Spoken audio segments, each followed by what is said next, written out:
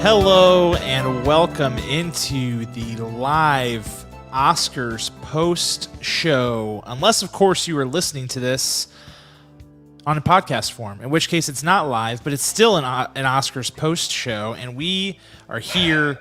It is late. We are going to give our reactions to the 93rd Academy Awards. With me, as always, my partner in crime, Kirk. How you doing, Kirk? Hello. I am here. What's that about? Oh, man.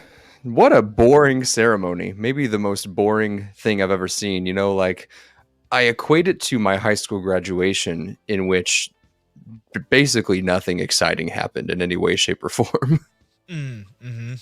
Why? Yeah, certainly an interesting ceremony that we got this year. I think we knew that it would be different, right? With the COVID protocols, and they weren't going to be in the Dolby Theater, and they weren't going to be doing all of the normal things like the original song, and there wasn't going to be a host again this year. We knew it would be different, but I'm not sure I expected what we got. I mean, you heard me pre-show. I was legitimately excited about the Academy Awards. We had a little pre-show stream for those of you listening in podcast form, and we shared our thoughts and our opinions about what was to come, and I was excited about it. And now, I mean, it might as well be 3 a.m.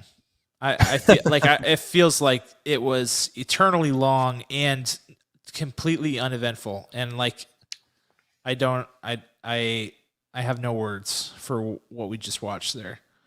Yeah, we could end it. We could end this podcast right now because it was so strange. I mean, maybe our expectations were so high that this year of film was supposed to be non-existent, and we got some really great stories. We got some really great projects that came out and great nominations overall.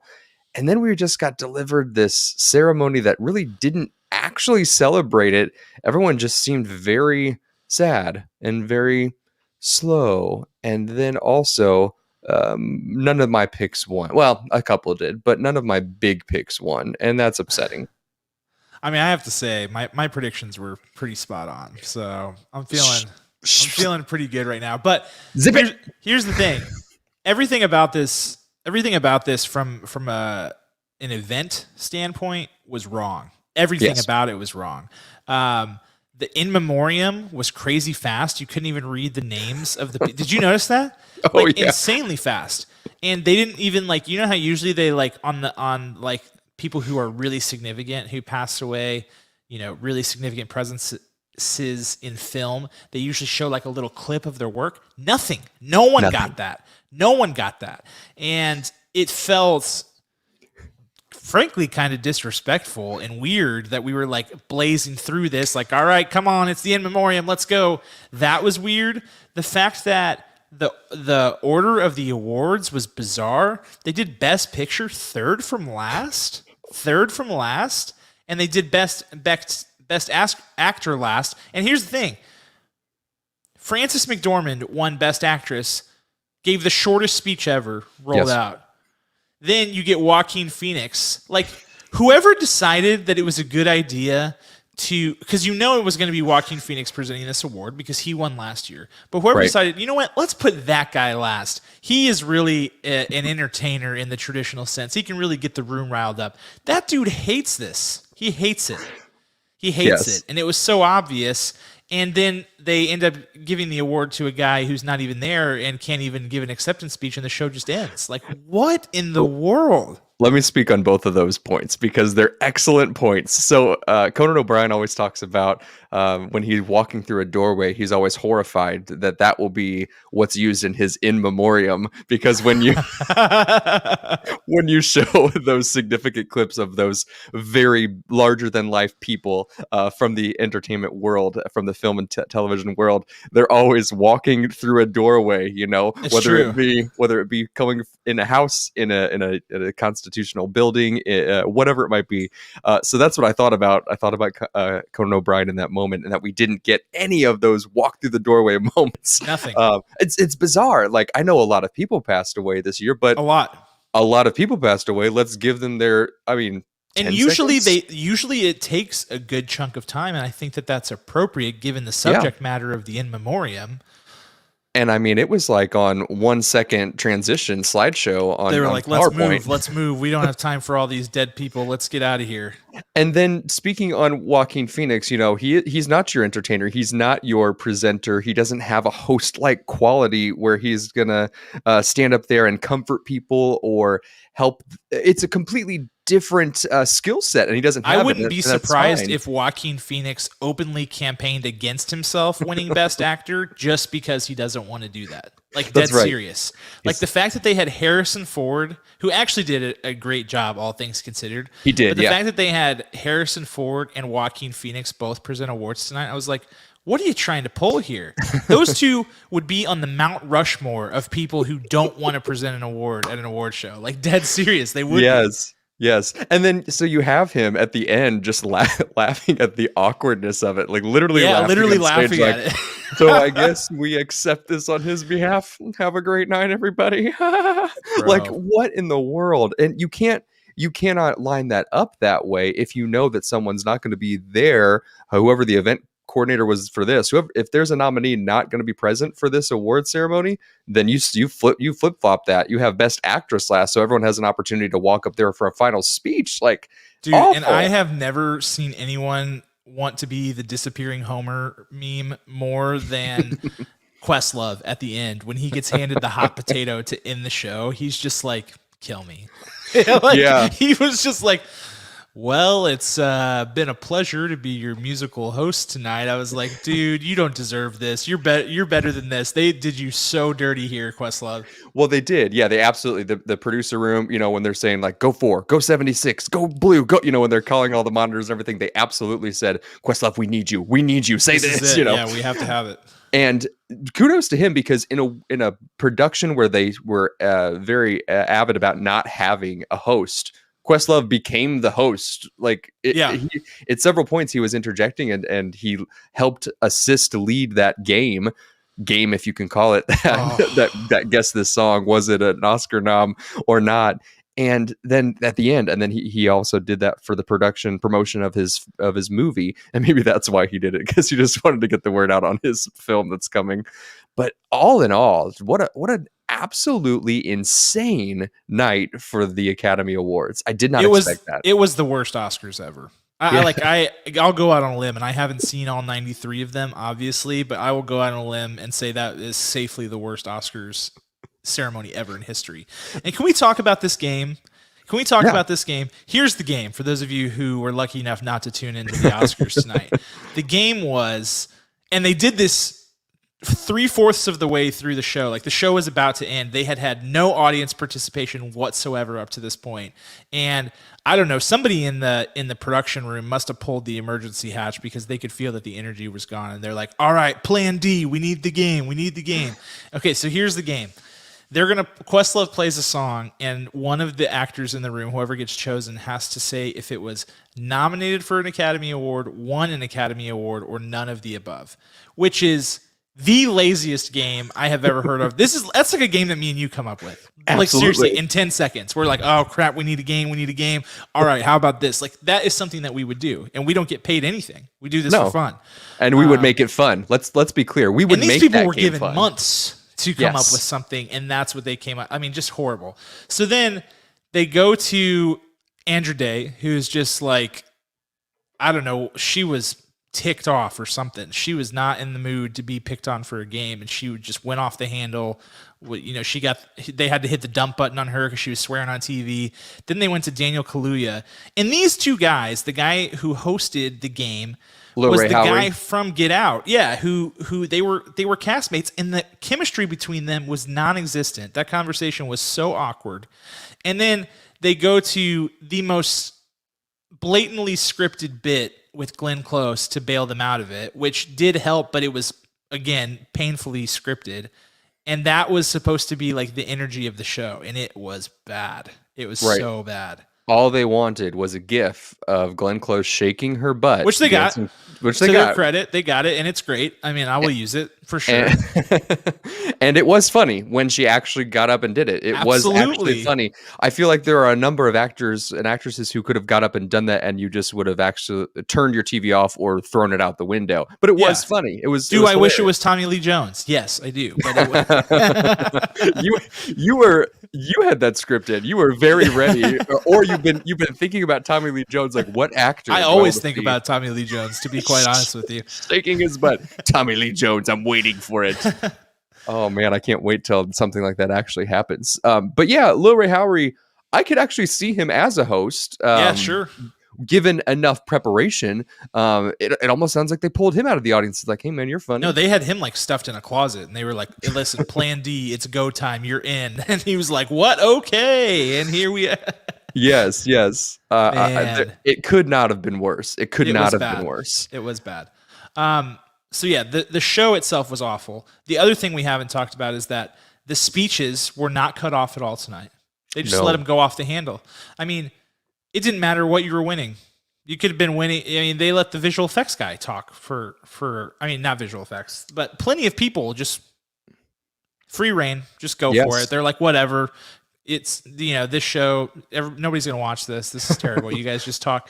And people were talking forever. Yes. And when they got to Frances was like, I got like 6 words to say. Peace. Like, yeah, she wins one of the Pillar Awards and is like, this is great.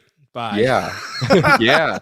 And mad respect sure. Because she is someone who can talk, and she spoke. Which she did piece. last time she won. So she did for 3 billboards. Yeah. And this time around, like, all the speeches were just all over the place. And then there was all this off the cuff stuff, like starting with Regina King, and then why would you let someone speak for that long at the beginning? Why don't you just get a host, Academy? Yeah, like just get somebody to do like an actual like monologue that's like funny and that's funny. Yes. Regina King just started like talking to her friends, like like all these inside jokes. I'm like, what are you doing? Which then echoed throughout, even in the final best actress category where Renee Zellweger was like, which you were luminous in your performance, to someone at the top of their performance. So I was like, what's happening here? It just completely unraveled. It's not the Academy Awards that I've known and loved in the years past.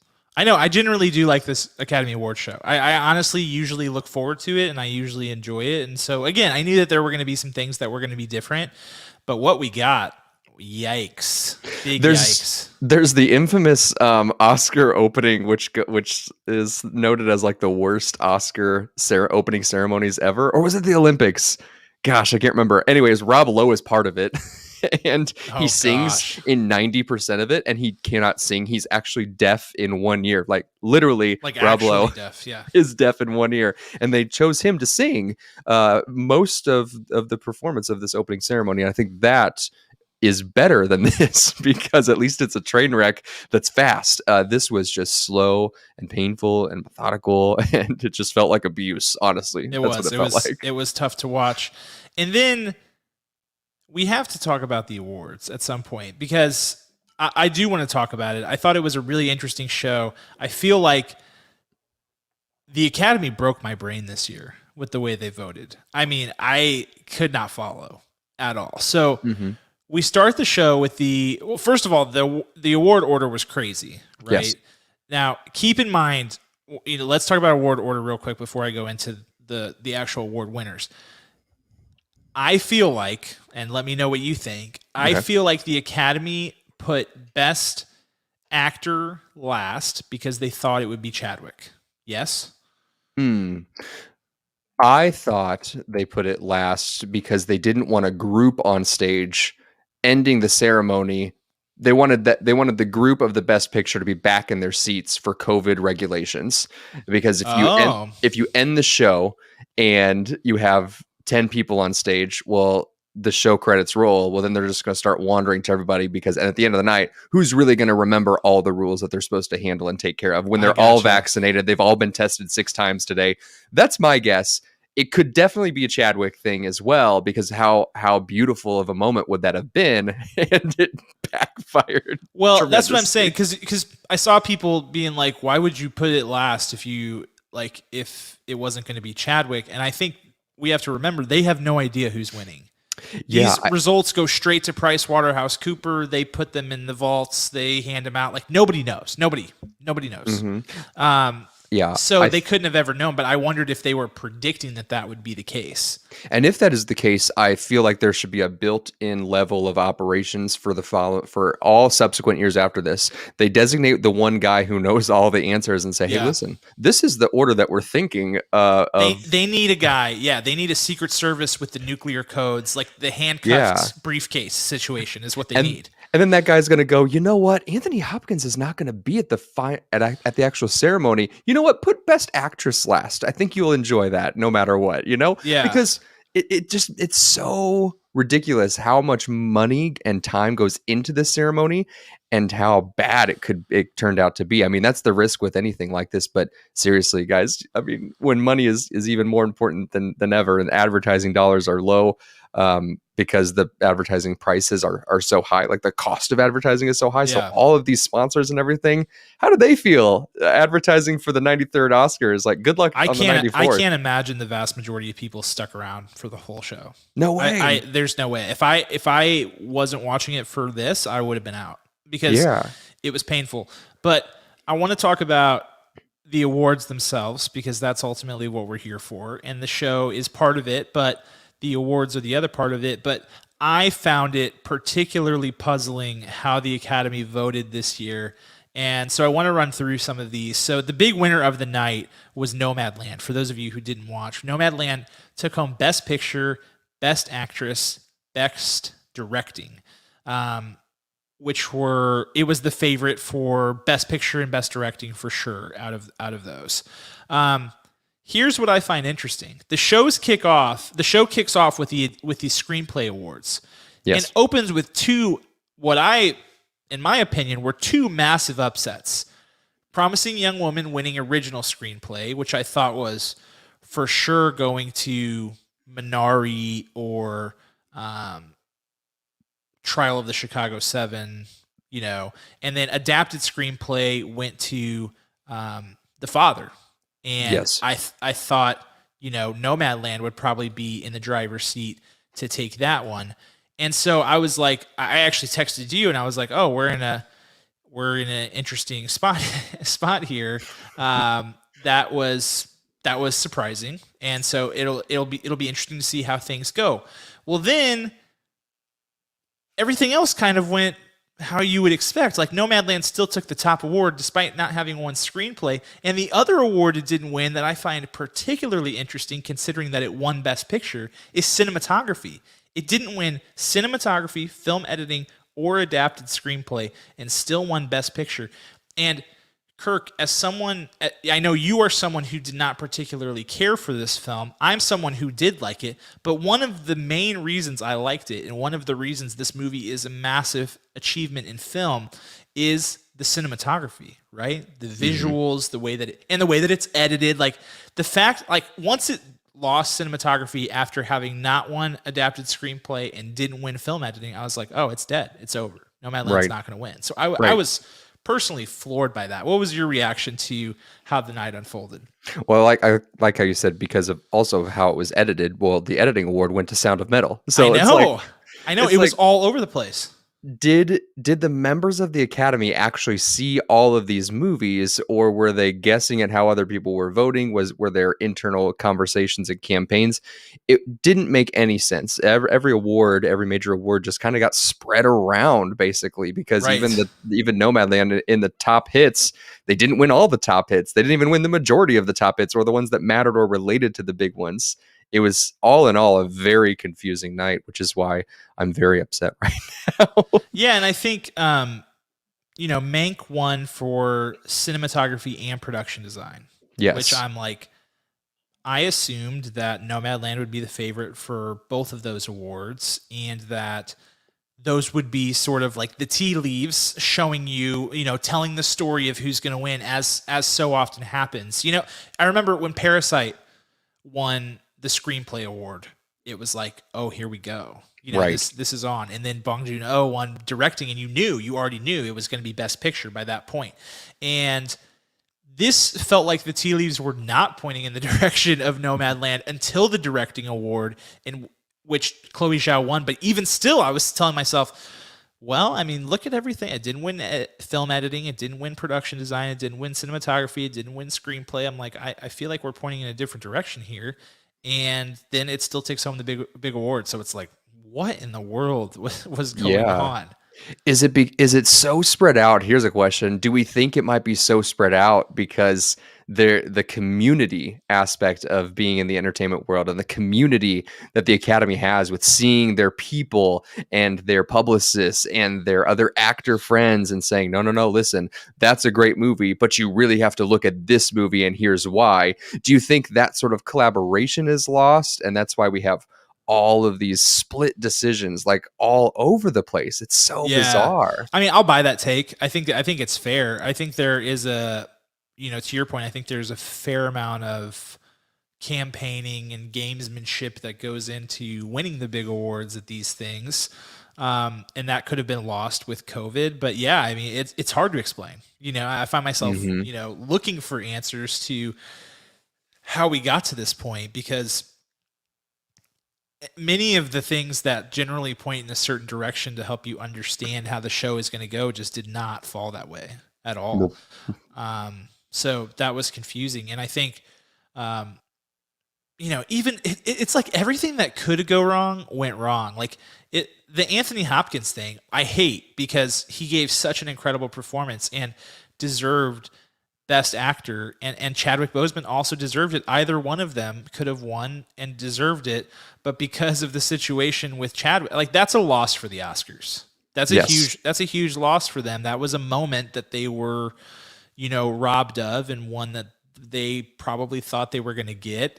And selfishly, it sucks for Chadwick Boseman.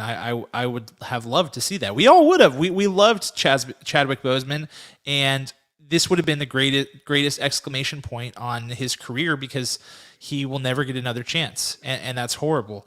But Anthony Hopkins may not get another chance as well. It's a tough situation, but even that, which is just all down to the voters, seem to not break the Oscars' way, because I think that they wanted that moment, and they wanted to honor Chadwick and have that moment with his family and everything. Yes, and even that didn't pan out. So yeah. And because of mismanagement of an entire, 3-hour, 4-hour ceremony, we just got left with like feeling no inspiring moments from this. There was the very long segment with Bryan Cranston. I mean, I love Bryan Cranston a lot, and that was just a bizarre extended scene of just talking about life is what it kind of rolled into. And I was like, Bryan Cranston, maybe you need a podcast, because this is not the place for that. Yeah, it was something else. I honestly think Tyler Perry's humanitarian award speech was the highlight of the night, followed by, or even equal to, Ye Jung-yoon winning for Best Supporting Actress. Like, those two speeches made the show, and they were great moments, but they weren't enough to lift up the rest of the event, which was pretty abysmal. Yes, Best Supporting Actress, best speech of the night, hands down. I mean, it was colored with just sincere humor, sincere observations, and gratitude. It was absolutely precious, and it was absolutely that was inspiring. And then let's talk about Tyler Perry. He has been increasingly kind of exposing his humanitarian efforts. Like, the first time I heard about this was probably a year and a half ago, right before COVID, and people were like, dude, Tyler Perry's the man. You have no idea what he does for people. And I was like, what? Like Medea? Hold on, let's listen. All right. And so I saw like some sort of segment on it, and he like legit just bleeds generosity. I mean, it's absolutely incredible. And then to hear the speech that he gave tonight, and about, stepping out of bed and stepping over people that weren't there when he went to bed, and be like, Mom, who are these people? Absolutely incredible. Absolutely incredible. I just wish that I want to go to, what was it called? The Dream Building, the Dream House, where his production studio is. And man, it looks so cool. I just think that he's got to be such a wonderful guy. Yeah, he won the night. He won the night in a big way. I think, people are so used to the Oscars being highly political, and he chose not to go that route. And he went with a message of unity and a message of hope. And I applaud him for that. I think that takes courage. I think, I think that community expects you to speak out about something and to take a hard stance on something. He did take a hard stance on something, but it wasn't something that was either on the right or the left, but something that was dead center and something that gives people hope. And so I thought that was great. Overall, let's talk about the awards and how things shook out. I mean, what do you think were the big misses? Were there big misses? Do you think they mostly got it right, or where are you kind of landing on the 93rd Academy Awards? Yeah, no, they did not get it right, man. They did not get it right. You can't have a film like Minari and not recognize it. I mean, you put it here at the Academy Awards, which should be the top, and you have all of these check boxes marked with storytelling, narrative, cinematography, performances, sound editing, all of it to get production value, all of it together was spectacular, phenomenal. We talk a lot on our podcast about how how things lose their momentum in the first, second, or third act of their story. Nah, this thing was just a train. It really moved in all the right ways. Minari was really shut out in such a sad way, and I think Sound of Metal should have gotten a little bit more recognition out there today too. Happy they won Best Editing, but I mean they could have won more, So weird night overall. Yeah, I mean, I think I was not surprised by the events of tonight. I feel like the categories that caught me off guard were the screenplay categories, which I was not mad about either of those. Like, let's be clear, I just thought those were big upsets. And I was surprised that Frances McDormand won Best Actress. Again, she was as deserving as anyone else in that category, but I was surprised that it shook out that way. And I think Minari is probably the one who lost the most tonight. That and Trial of the Chicago 7. I mean, neither of those films really got any love whatsoever. I think Minari, obviously got the Supporting Actress Award, which is nothing to sneeze at. That's one of the big four. But it basically got shut out. Trial of the Chicago 7 did get shut out completely. I don't think they won a single thing. And there were some movies that won multiple awards that surprised me, like Sound of Metal. I was happy they won film editing and best sound, which, let's say, thank God they finally combined sound mixing and sound editing, because it always went to the same movie for both, and it's just stupid because nobody knows the difference. And I've looked it up 1,300 times and I still don't know the difference. And I mean, I do know the difference now, but I'm just saying it's one of those things. So yeah, Sound of Metal won 2. The Father won multiple awards. Promising Young Woman took home an award. So there were some surprises. Ma Rainey's Black Bottom took home the like costume and makeup awards. That's right. It seemed like well received. Yeah.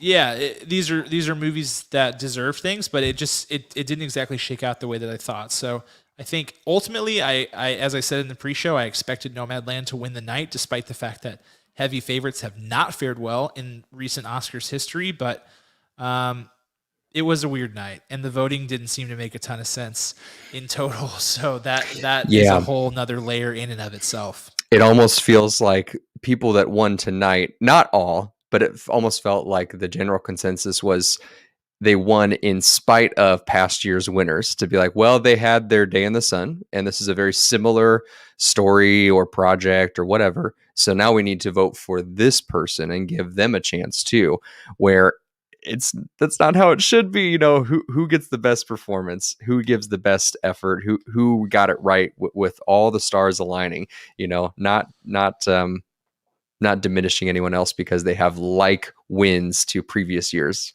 Yeah, I think this Academy Awards reminds me of the one where the Hurt Locker won.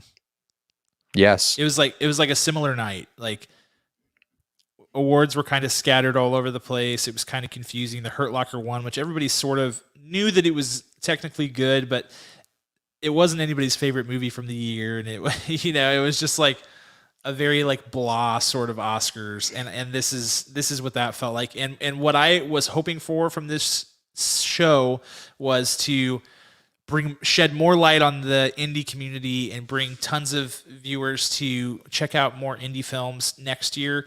And I feel like people will now associate those cool indie films with this boring, crappy Oscars, and it might set them back a few years. So it really might. That's unfortunate. It really might. going out from here. It was such a surprise of good content, like we discussed, and now it's just weird. It's not. I can't even be like totally sad about it. It's just weird. And then what stories come next? Right. In an attempt to be the best of the best, tell the stories that need to be told, and how they tell them, it'll be affected, I think, by these Oscars, which are, again, this is the pedestal that the peers of the Academy, of the actors and producers and filmmakers, they all vote. They make the votes. The people that make these movies and are in these movies, they are part of the Academy. So what's on their minds as they go out tonight? That'll be fascinating in some exit interviews as they come off the carpet tonight. Absolutely. Well, it wasn't the show that we wanted, but it was the show that we got, and that is the 93rd Oscars. That's a wrap. Thank you guys so much for tuning in to this, as well as our pre-show. If you're listening to this in podcast form, you'll be excited to know we have another stream coming up for you on Tuesday night at 9 p.m. You can check in with us then, where we'll be reviewing Mortal Kombat, which is now streaming on HBO Max and is included with your subscription. So come back and check in with us on Tuesday night or Friday via the podcast if you want to listen to that review. And of course, we'll also be wrapping up The Falcon and the Winter Soldier this week, which had just a beastly, exciting, I don't even know. There's too many adjectives and adverbs to even use to describe that finale, but it was a good one, and Kirk and I have tons of thoughts, I'm sure, so we'll be getting into all of that. If you missed any of our Oscars coverage tonight, please remember we are available on Twitter. Follow us on Twitter if you want the fastest news. You can also get it on Discord. Our Discord server link is in the description. But thank you guys so much for joining us, and we will have more shows for you. We're going to play out some original music, which is from the band Rhetoric. Check those guys out on Spotify, Apple Music, and Amazon Music, and we will catch you guys later this week. Talk to you then. Bye.